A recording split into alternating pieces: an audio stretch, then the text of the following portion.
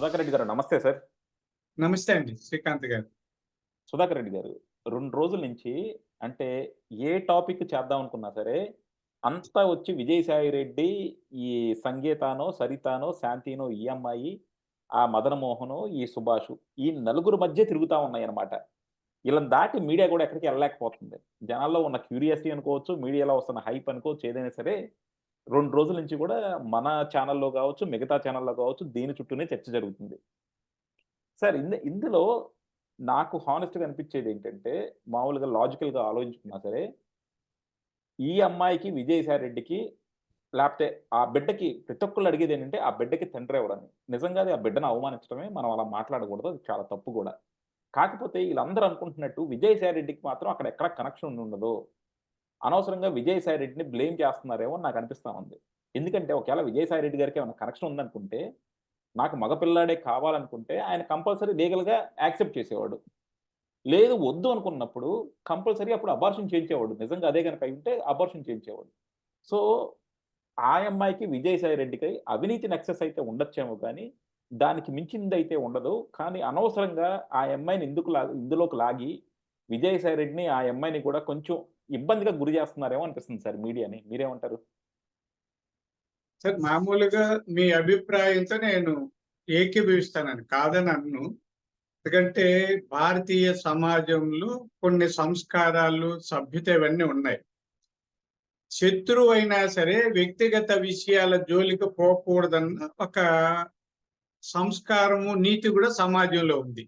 అయితే విజయసాయి రెడ్డి గారు మామూలు వ్యక్తి అయితే ఇవన్నీ వర్తించేటివండి. మనం కూడా విజయసాయి రెడ్డి గారు కానీ, ఆమె శాంతి గారు కానీ వాళ్ళని వాళ్ళ వ్యక్తిగత జీవితాల్ని అపహాస్యం చేయడము, అవహేళన చేయడము తప్పండి. దానికి కాదు.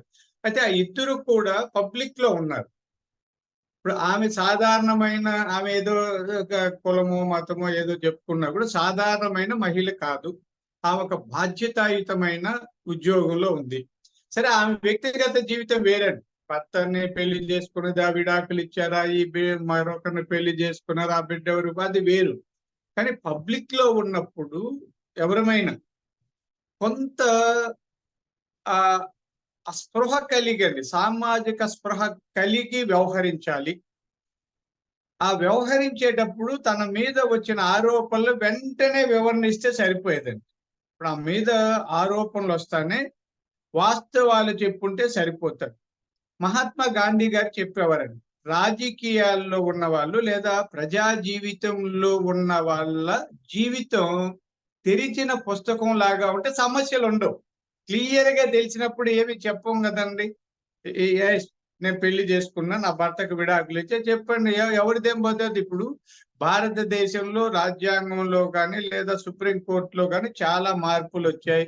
ఈ రోజుల్లో సహజీవనాన్ని కూడా యాక్సెప్ట్ చేస్తున్నాం. రెండో పెళ్లిని యాక్సెప్ట్ చేస్తాం. 2 కాదు 100 పెళ్లిళ్ళు చేసుకొని చట్టబద్ధంగా విడాకులు ఎవరు అబ్జెక్షన్ లేదు. ఇది ఇంకా విజయసాయి రెడ్డి గారు, ఆయన మీద నేనేం విమర్శ చేయడానికి లేదండి. మామూలుగా అయితే నేను బాగా విజయసాయి రెడ్డి గారిని విమర్శిస్తా. ఇది వ్యక్తిగత జీవితం కాబట్టి మా ఇద్దరిది ఒకే వయసు. ఒకే వయసు. కాబట్టి నేను ఆయన అనకపోయినా ఆయనకి నేను ఇచ్చే సలహా అండి. ఇప్పుడు ప్రజా జీవితంలో ఉన్నప్పుడు ఇలాంటి విమర్శలు రాక తప్పు. కాచే చెట్టు కంటే పళ్ళున్న చెట్లకి రాళ్ళ దెబ్బలు తప్పు అన్నది సామెత. ఆయన సాధారణమైన వ్యక్తి కాదు కదండి. జగన్మోహన్ రెడ్డి గారి తర్వాత నేరాల్లో 16 నెలలు జైల్లో ఉన్నారు. ఆ కేసుల్లో నిందితుడు, రాజ్యసభ సభ్యులు చక్రం తిప్పారు.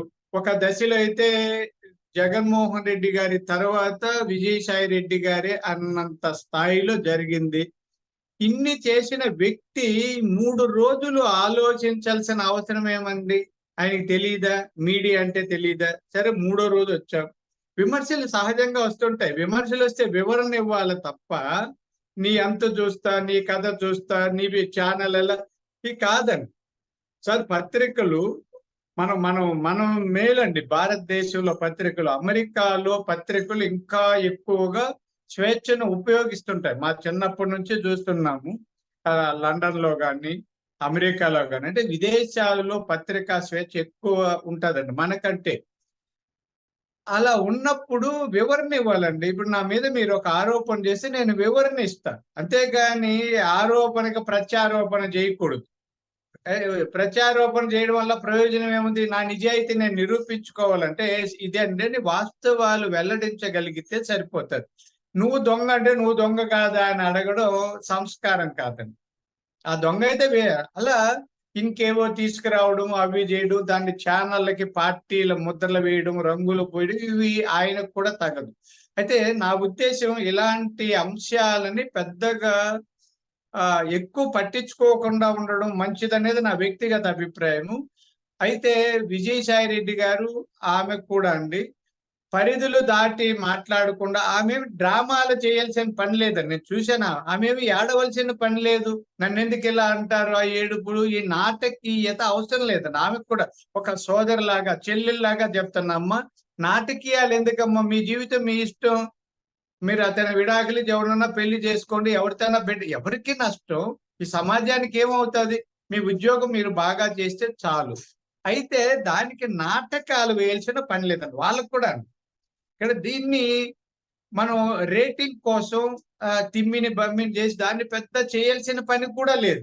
ఎందుకంటే వ్యక్తిగత జీవితాలు వేరు, సిద్ధాంతాలు వేరండి. చాలా మంది అద్భుతమైన పాలకులు, చాలా గొప్ప వాళ్ళల్లో కూడా వ్యక్తిగత లోపాలు ఉన్నాయండి. లోపాలు లేని మనిషి ఉండరు. అయితే ఆ వ్యక్తిగత లోపాలు వాళ్ళ వృత్తికో లేదా వాళ్ళు చేసే పనికో ఆటంకం కలిగించినప్పుడు లేదా సమాజానికి నష్టం కలిగించినప్పుడు మనం ప్రశ్నిస్తాం.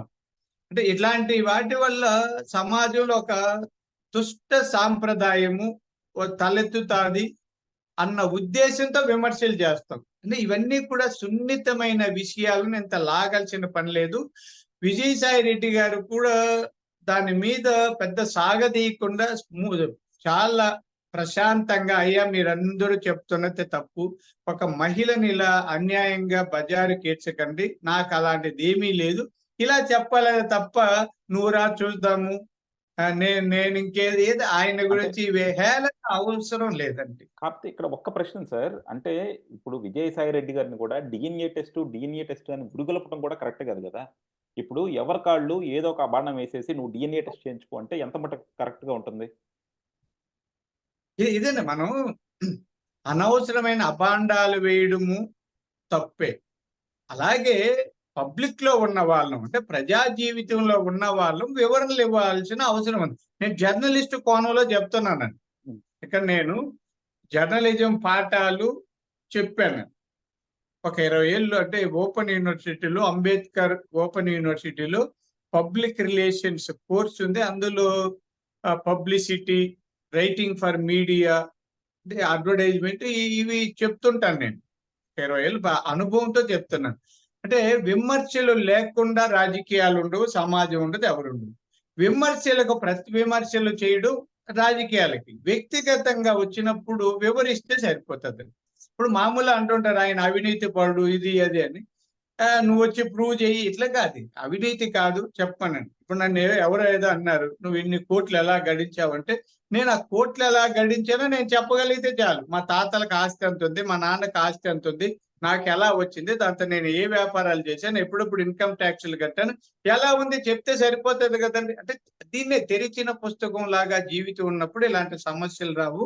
సమస్యలు వచ్చినప్పుడు కూడా సాంప్రదాయాలను పాటిస్తూ పద్ధతి ప్రకారంగా మీడియా ముందు చెప్తే గౌరవం పెరుగుతుందండి.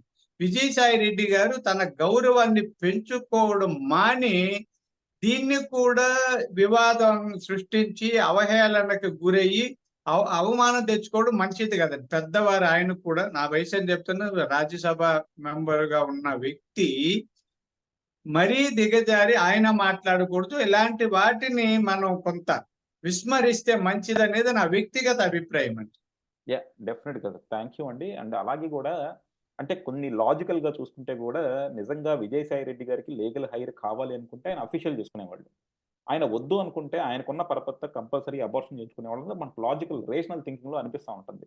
సో, ఆ విధంగా చూసుకుంటే మాత్రం ఇది విజయసాయి రెడ్డి గారికి ఎటువంటి సంబంధం లేదు. కాకపోతే ఏంటంటే ఇలాంటియి మనం మీడియాలో కూర్చొని మాట్లాడాలన్నా కూడా చాలా జుగుప్సాకరంగా ఉన్నాయి. చాలా అవమానకరంగా గూడా ఉంటాయి. సో డెఫినెట్గా ఏంటంటే కొన్ని ఎక్స్ప్లెనేషన్స్, క్లారిఫికేషన్స్ మనం కూడా ప్రజలు కొద్దిగా ఎడ్యుకేట్ చేయాలి కాబట్టి చెప్పడమే తప్ప, లేకపోతే ఈ విషయాల్ని ఎంత మాట్లాడుకుంటుంటే అంత మంచిది. Thank you sir. Thank you very much.